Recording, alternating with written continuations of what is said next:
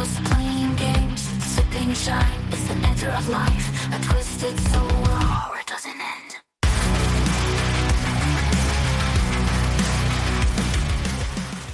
Hello, horror fiends, and welcome to Guess What? You're Wrong, the podcast where we dive into all things horror and spoil the hell out of every movie we discuss. With me, Big D, as your host, be prepared for a terrifyingly good time. From classic slasher flicks to contemporary horror masterpieces, we're going to explore the genre from every angle that we can and leave no stone unturned. Horror, prints, and shine. New conversations, same podcast. So buckle up, bonehead, because you're going for a ride. Enjoy the show! Beneath the moonlight, he wanders alone, a solitary figure, a haunting tone. His laughter echoes a sinister. Now, before we get into this episode too far, I just got a little disclaimer here. First off, all audio used in this podcast is used under the protection of fair use. And as with all the movie reviews that I do here on Guess What? You're Wrong, we're going to spoil the hell out of every single thing we talk about. So, you have been warned.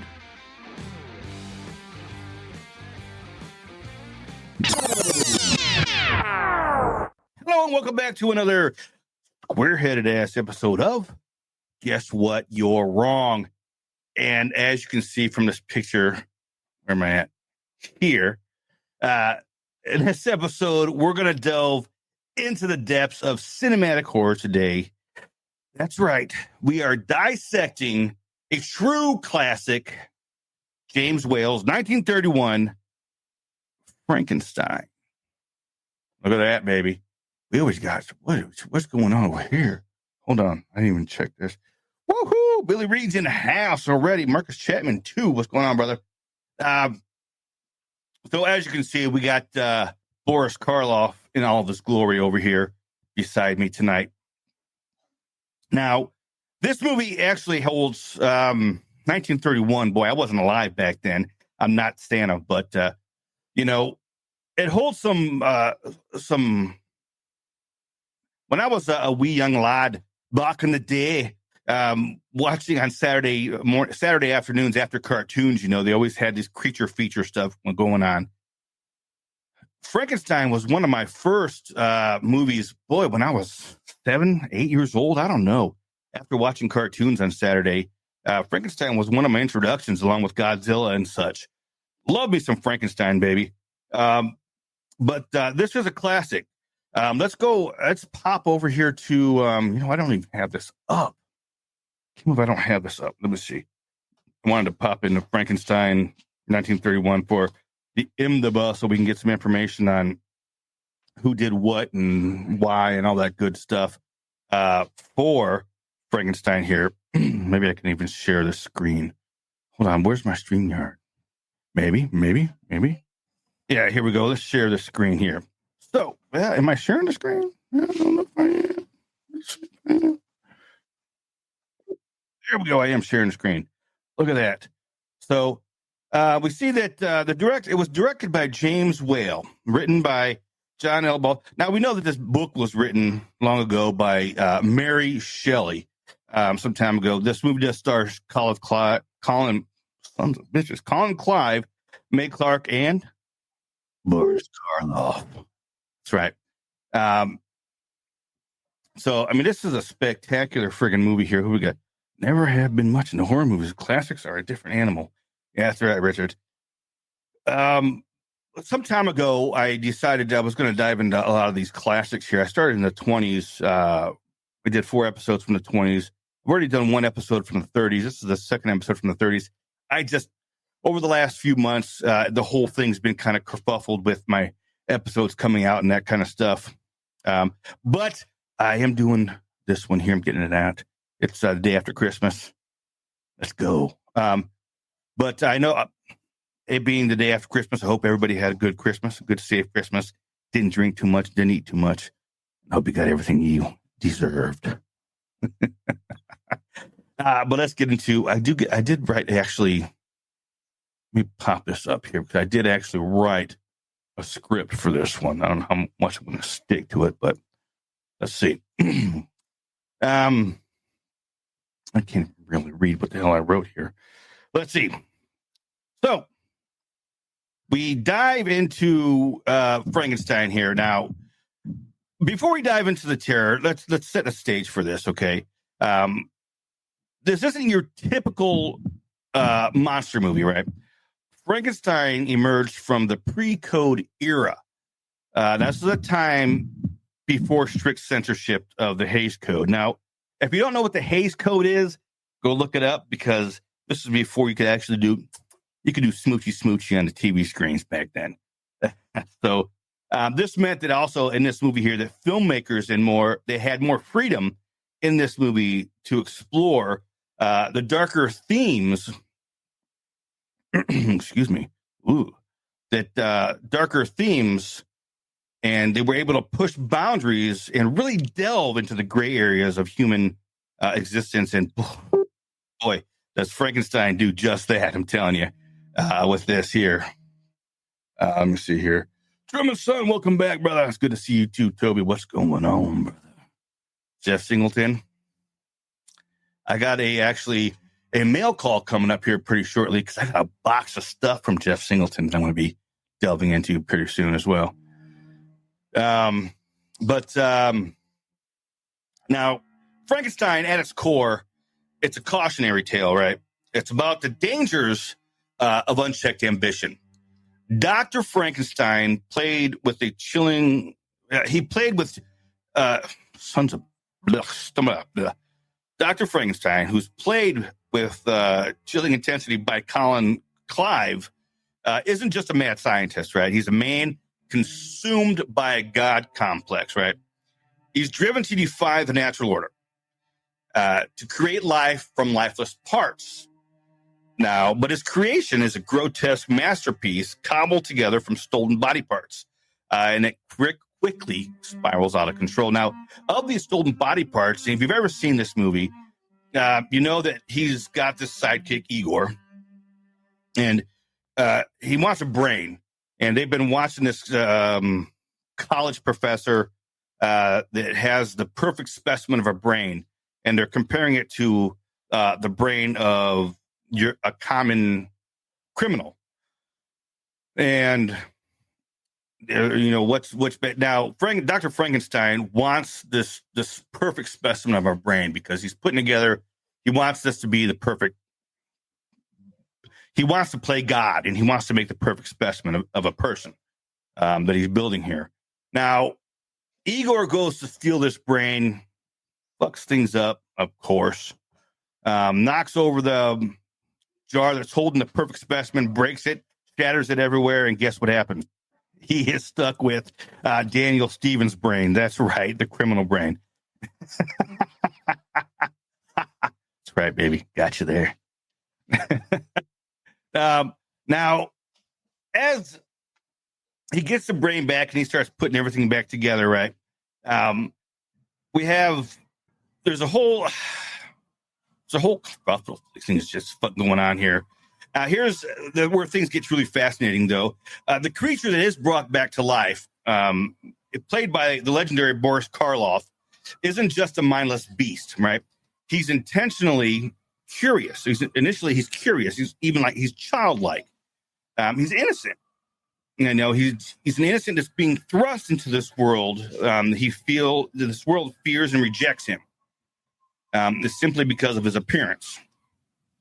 Now, the sympathetic portrayal of the monster was revolutionary for its time. It challenged the audience to question their own prejudices and confront the fear of the unknown. Daniel Stevens is drain damaged. That's right, baby. That's right. That's how you get a demon brain.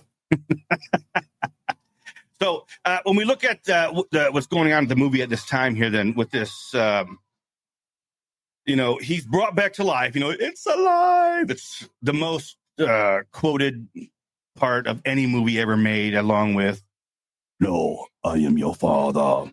So he from the very get-go, he's brought back to life. And if you look at him through a child's eyes, right, he's got a child's mentality. He's abused. Igor has got the fire and is constantly thrusting this fire in his face, and they know that he's afraid of the fire, and they're whipping him and they're beating him. And you're like, dude, what's really what are you supposed to? He doesn't know right from wrong. He hasn't been taught this. He's just been brought back to life, so he has no intelligence level yet. He hasn't even reached a Bennett level of intelligence yet. So I don't know where they expect him, they expect him to do at this point. But they're beating on him, and Igor pissed me off every time I watch this movie. The way Igor's bouncing around and thrusting that flag bean, that's kind of funny. I gotta say, that's kind of funny. That's kind of funny. The way Igor is thrusting that fire in his face all the time, I'm just kind of like, motherfucker. I kind of want to go over there and just whoop his ass real fast. But, it's all part of the movie. It leads you to kind of go in there and feel sorry for this guy, for the Frankenstein monster, the monster himself. Because Frankenstein is not the monster. Frankenstein is the doctor that played God. The monster is the one that you feel sorry for, because he's brought back into this world. He has been, with this mentality that he's been thrust into this world, and he's beaten, and he is taken advantage of, and he is made to, we try and look at it through our modern day eyes, and it's even worse. But you look at it through 1930 eyes, and it's just like, holy shit, these motherfuckers are assholes, right? Where'd that brain come from? I'm guessing, Joe, that it probably came from you, or Bennett, one of the two. It came from a college. I was mentioning that earlier, that Igor, they had been observing. It was a college that had two brains. They were comparing the brains, a criminal brain and a perfectly, perfect brain or whatever. So they got the criminal brain instead. But it is what it is. And that's where Boris Karloff played this part. Fucking spectacular, dude. Now, curious enough, Dracula had come out before this, and Bela Lugosi they had wanted him to play this part, but never actually got to try out for it. And Boris Karloff was seen on set, not on set, but, at the studio backlot or some shit like that. And they were like, hey, you want to try out for a part, buddy? Came on back, you try out for a part. You got it. So, anywho, let's get on to the next part here. We got, now, this creature, his innocence is tragically cut short. Tragically cut short. He experiences a series of heartbreaking rejections and encounters with the cruelty of humanity. The villagers, terrified by his grotesque visage, turns on him with a vengeance.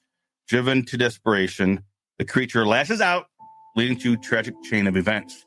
And this all goes to, the first person I think he really kills is Igor. Igor's in there whooping on him and beating his ass. And Frankenstein's like, nah, I done had enough of you, motherfucker. Let's go. Hangs him up and he's dead. Now, Frank eventually gets out. Not Frank. The monster. Oh, could be in the lab, was pumping out massive ultras. Yeah, I know. I was reading that earlier, too. The monster eventually gets loose, right? He breaks out, gets loose out in the countryside of Germany. Well, actually, this takes place in America. We'll go over some trivia and stuff a little bit here, but this was actually filmed, I believe, in America. I know it was released in America, but of course, now my phone's going nuts. Bastards. Gets loose, and we see this whole time we see that, keep in mind, he still has, even though he's committed murder, he still has this childlike mentality, right? He's still innocent, right? So he comes upon, we see this father and his daughter that are, the father's working, and he tells the daughter to go play, and the daughter is down by the river playing with flowers. And we see that the monster, you see, I even keep slipping up calling him Frankenstein. The monster actually approaches the girl kind of curious, kind of like his only experience with humans up to this point has been negative, getting beat, getting screamed at, getting fire thrown in his face and whatnot. So when he first approaches this little girl, first of all, he realizes that she's small because, he looks at her hand compared to his hand. And he's like, oh, that's a little fucking weird. All right. And she's like, hey, you want to play? She brings him over and they start playing with flowers and he's excited. We actually see a side of the monster here that the childlike side. He's happy. He's excited. He's playing with flowers. They're throwing flowers into the water and they're floating, but then he's out of flowers, right? And he wants to see, he still doesn't know right from wrong. He doesn't know what flowers are. He doesn't know what everything is, So he takes this little girl and it's like, hey, maybe she'll float, right? Throws her ass into the pond, into the lake here. She doesn't float. Heads up, she sinks and she drowns. So this is actually the one thing that starts the ball rolling with getting some shit happening, rolling towards the villagers not liking him too much. And at first happens, her dad comes into town. Now, I'm kind of skipping forward here a little bit. Her dad comes into town carrying her body, her lifeless body, comes to the Burgermeister and was just like, look, a serial killer's loose, or a murderer's loose. They didn't have serial killers back then. A murderer's loose, murdered my daughter. We need to find him. So they put together a posse kind of thing, posse comatadas kind of thing. They're going to go out there and find this guy. But at this point, they don't know what's the monster. I don't think so. That is what it is. Abby Normal was the name. Yeah. Pretty things float, right? That was the presumption made by the monster. Pretty things float. So, let's see. Innocence tragically live. Yeah, we do that. Now, let's talk about some of the visuals here in this movie here.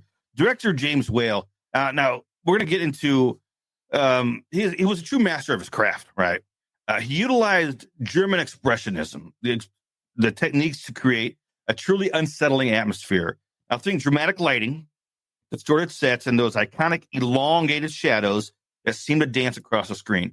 The results is a film that's not just scary and creepy, but it's visually stunning and it's deeply unsettling. Now, the German expressionists, if you watched or listened to any of my earlier podcasts from my classics from the 20s, I did the Cabinet of Dr. Caligari. I can't remember some of the other ones. Nosferatu. These were all done. A lot of the visuals in those were done with German expressionists. A lot of the visuals in that are done with those elongated shadows and all that kind of stuff. So we see that coming from the 20s into the early 30s, those visuals, even though now we're into talkies, we're not in the silent films anymore.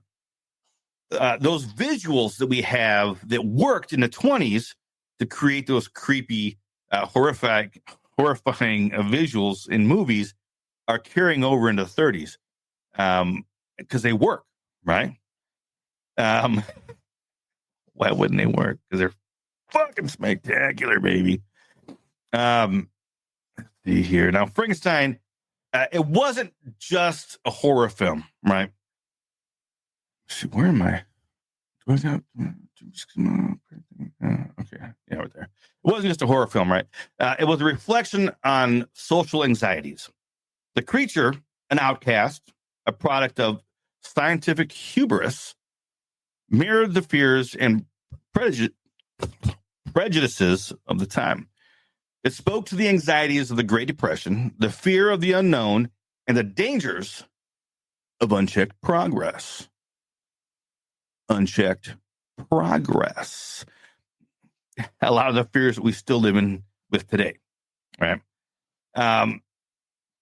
So when you boil that down, we still have a lot of that. We still live with a lot of that, a lot of those fears and all that shit, don't we? Right? So even despite its groundbreaking nature, Frankenstein wasn't without controversy, right? The original ending depicting the creature's fiery demise was deemed too graphic for some audiences. Now, this does highlight the push and pull between artistic expression and societal constraints that characterized the pre-code era. And you can definitely tell the difference between, once we get into movies that were made after the pre-code, the Hays Code, you can definitely tell the difference. There's definitely a huge difference. How do you not feel bad? You have to feel bad for the monster, don't you, Terry? I mean, it's like taking a child. If you look at it in today, if you take a child that is learning disabled, right?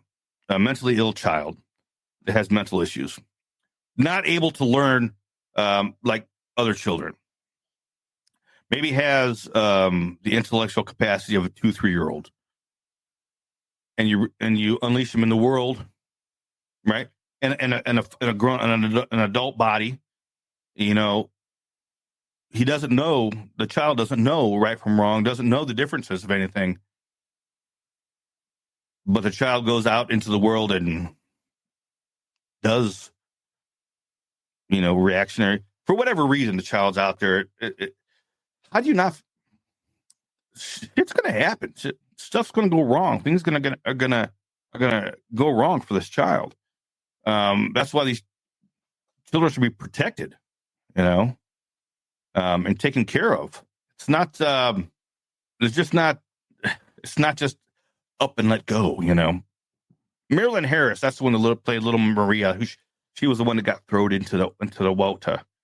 Dr. Waldman, Edwin Van Sloan. He was the one that was observing the brains. And Baron Frankenstein, Frederick Kerr, who was Dr.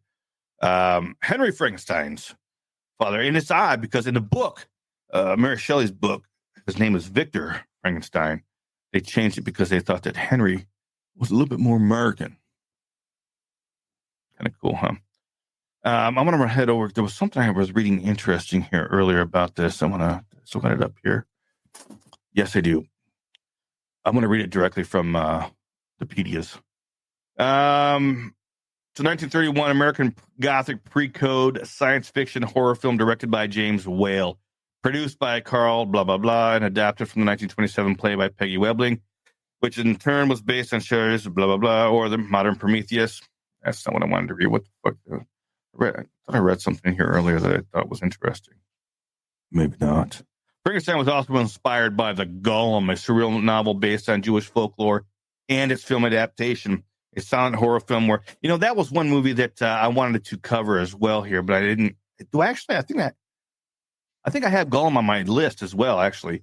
The Golem is a movie that was made later on. I think I have that, or previously. I don't know. I think I have it on my list somewhere. We'll find out, and maybe I'll cover it or not. Immediately following the success of Dracula, Lugosi had hoped to play Henry Frankenstein, Universal's original film concept. However, the actor was expected by producer Carl Lemay to play the monster. Yeah, okay. Look at that. And I get an email out of nowhere. Interesting. But that's it. That's all I really got for this one. I love this movie, Frankenstein. I've seen it dozens and dozens of times. And like I said, it holds a special spot in my heart for mainly because when I was a kid, it was one of my first exposures to some of these classic horror movies. And I even remember when I was in third grade, I had a book called Frankenstein Lives on, was it called Frankenstein Lives on the Third Floor? Let's see, Frankenstein Lives on the Fourth Floor was a book that I had when I was like in third grade or something like that. Frankenstein moved in on the fourth floor. Check it out. It's by Elizabeth Levy. You got kids that like this kind of stuff. I even bought this on eBay one time trying to get my kids to read it, but they're like, good book. I'm going to buy it again, to tell you the truth, make them read it this time. But that's pretty much it. That's all I got for this episode of Guess What? Why is my email popping up now? Come on, stop it. Maybe I'll stop this again here. That's all I got for, let me see what Marsha's saying. Frankenstein was alone, kind of classic back then categories. Things, yeah, absolutely it was. But again, that's it. That's all I got for this episode of Guess What? You're Wrong. Until next time, everybody out there, sweet dreams, love, peace, and chicken grease, baby. And remember, coming up soon, I'm going to be doing a mail call because this guy I met down in Georgia gave me a bunch of stuff to try out. So I'm going to be getting drunk. That's it, baby. Let's get back over here. Hey, y'all have a good night. Love, peace, and one more time, chicken grease, baby. He watches the monsters, the ghouls, the dead. His heart beats faster, his mind is fed with blood and gore and screams of fear. A world of darkness he holds so dear. And that's gonna do it for the day. Thanks for hanging out with me and let me bend your ear for a while. Ain't no time for bad shine. And until next time, don't forget, you're wrong. Later, Tater. His laughter echoes a sinister sound as he dances with shadows on haunted ground. Horrified, a chilling name, lost in shining sight, lost in the movies, from dusk to light. Simply shine, it's an nectar of life, a twisted soul where horror doesn't end. This concludes our broadcast day. Good night, and God bless America.